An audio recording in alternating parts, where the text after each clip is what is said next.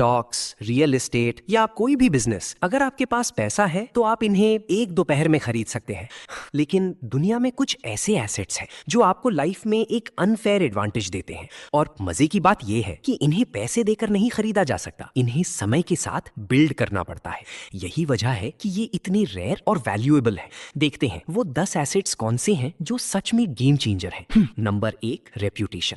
लोग अक्सर इमेज और रेप्यूटेशन में कंफ्यूज हो जाते हैं। इमेज रेंट की जा सकती है, आपने अच्छे कपड़े पहन लिए, एड्स चला दिए और एक फेक पर्सनैलिटी बना ली। लेकिन रेप्यूटेशन वो है जो लोग आपसे मिलने के बाद आपके बारे में सोचते हैं। इसे फेक नहीं किया जा सकता।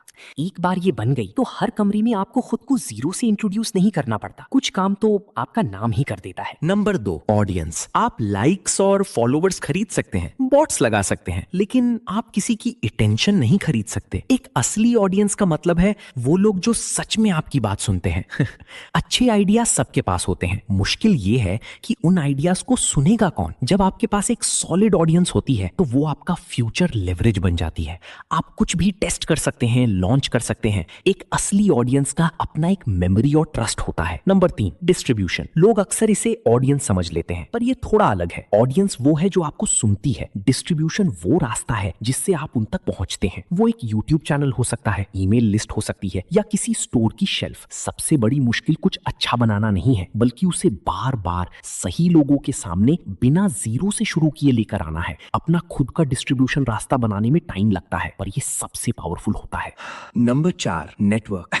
इसका मतलब लिंक्डइन पर फेक स्माइल वाली पोस्ट्स या कॉन्टैक्ट्स जमा करना नहीं है। असली नेटवर्क का मतलब है ऐसे लोग जो आप पर इतना ट्रस्ट करते हो कि वो आपके लिए वो दरवाजे खोल दें जो शायद हमेशा बंद रहते। लाइफ में प्रोग्रेस सिर्फ हार्डवर्क से नहीं आती, सही रूम और सही अपॉर्चुनिटी तक दूसरों से पहले पहुंचने से आती है। Number 5, systems. पहले कॉर्पोरेट ग्रोथ का मतलब था ज्यादा लोग हायर करना। अब सवाल ये है कि काम को ऐसे कैसे बिल्ड करें कि उसमें कम से कम लोगों की जरूरत पड़े। ऑटोमेशन, एआई और बेहतर वर्कफ्लोज। सिस्टम वो है जो बिना आपकी एक्स्ट्रा मेहनत के काम करता रहे। जब सिस्टम काम करता है तो वो पूरे प्रोसेस से प्रेशर हटा देता है। वैसे एक बात बताओ, इनमें से कौन सा एसेट आपको लगता है कि आज के टाइम में सबसे ज्यादा जरूरी है? अपना ओपिनियन कमेंट्स में जरूर बताना। और हाँ, अगर वीडियो अच्छा लग रहा है तो इसे हाइप भी कर देना ताकि ये बात और लोगों तक पहुंचे। Number 6, intellectual property. जब भी कोई कंपनी कुछ बेहतर या सस्ता बनाती है तो उसे पेटेंट या ट्रेडमार्क से लॉक कर देती है।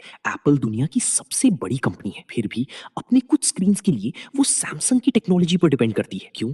क्योंकि सैमसंग के पास उसका टेक्निकल कंट्रोल है। जब आप अपनी किसी ओरिजिनल चीज को प्रोटेक्ट कर लेती हैं तो बाकी सबको या तो पे करना पड़ता है या फिर पीछे रहना पड़ता है। Number 7, data. कंपनीज आपका डेटा सिर्फ एक जूता बेचने के लिए नहीं कलेक्ट करती, वो आपके बिहेवियर का एक पैटर्न पकड़ती हैं। आप किस टाइम क्लिक करते हैं, किस प्राइस पर रुकते हैं और क्या इग्नोर करते हैं। जब लाखों लोगों का ये छोटा छोटा डेटा एक साथ आता है तो वो गेस करना छोड़ देते हैं। उन्हें एग्जैक्टली पता होता है कि आपको क्या दिखाना है। Number 8, test. इंटरनेट पर आज हर कोई कुछ ना कुछ क्रिएट कर रहा है, कंटेंट और प्रोडक्ट्स की बाढ़ आई हुई है। ऐसे शोर में टेस्ट एक बहुत बड़ा एसेट बन चुका है। ये एक सिक्स्थ सेंस की तरह है जो आपको बताता है कि कौन सा आइडिया काम करेगा और कौन सा बेकार है। जिनका टेस्ट अच्छा होता है लोग उन्हें लकी मानते हैं, जबकि असल में वो बस दूसरों से बेहतर चॉइस कर रहे होते हैं। नंबर 9, प्रॉक्सिमिटी, यानी सोर्स के करीब होना। अगर कोई खबर आपकी दादी तक पहुंच गई है तो समझो अब बहुत देर हो चुकी है। प्रॉक्सिमिटी का मतलब है डिसीजन मेकर्स, टैलेंट या डिमांड के इतना करीब होना